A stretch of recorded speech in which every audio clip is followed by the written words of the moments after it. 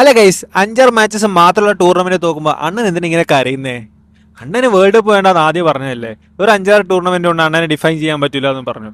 പിന്നെ എന്തിനാണ് ഗൈസ് അണ്ണൻ ഇങ്ങനെ കിടന്ന് കരയുന്നുണ്ടായത്? അണ്ണന്റെ ഫാൻസ് ഒന്നും അറിയെങ്കിലും ഒന്ന് പറഞ്ഞു തരണം. പിന്നെ അണ്ണന്റെ ഒരു സ്വഭാവം ഞാൻ ഇന്നലെയും വളരെ എവിഡന്റ് ആയിട്ട് കണ്ടിരുന്നു. ഇത്രയും കാലം വേൾഡ് കപ്പ് വേണമെന്ന് പറഞ്ഞു, മെസ്സി അടിച്ചപ്പോൾ പിന്നെ കിട്ടൂല എന്ന് മനസ്സിലായപ്പം അതാ വേൾഡ് കപ്പ് ചെറിയൊരു ടൂർണമെന്റ് ആയി. പിന്നെ ഇന്നലെ മുതൽ യൂറോ കപ്പാണ് ഏറ്റവും വലിയ ടൂർണമെന്റ്. യൂറോ കപ്പ് ഞാൻ അടിച്ചിട്ടുണ്ട്, അതുകൊണ്ട് യൂറോ കപ്പാണ് ഏറ്റവും വലിയ ടൂർണമെന്റ്.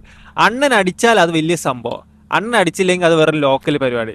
പിന്നെ അണ്ണൻ ഫാൻസിനോടാണ് പറയുന്നത്, മെസ്സി വേൾഡ് കപ്പ് അടിക്കാത്ത സമയത്തും കോപ്പ പോലും അടിക്കാത്ത സമയത്തും നീയൊക്കെ ട്രോൾ ചെയ്യുന്ന 10-1 പോലും നമ്മൾ തിരിച്ചു തന്നിട്ടില്ല. പിന്നെ റൊണാൾഡോ ഫാൻസിൽ തന്നെ മെജോറിറ്റി ആൾക്കാർ സ്പീഡിനെല്ലാം പോലത്തെ മൈൻഡ് സെറ്റ്, അതായത് അവർക്ക് എന്തും ആവാം തിരിച്ചൊന്നും ആവാൻ പറ്റില്ല എന്ന്. ആ പരിപാടി ഇവിടെ നടക്കില്ല.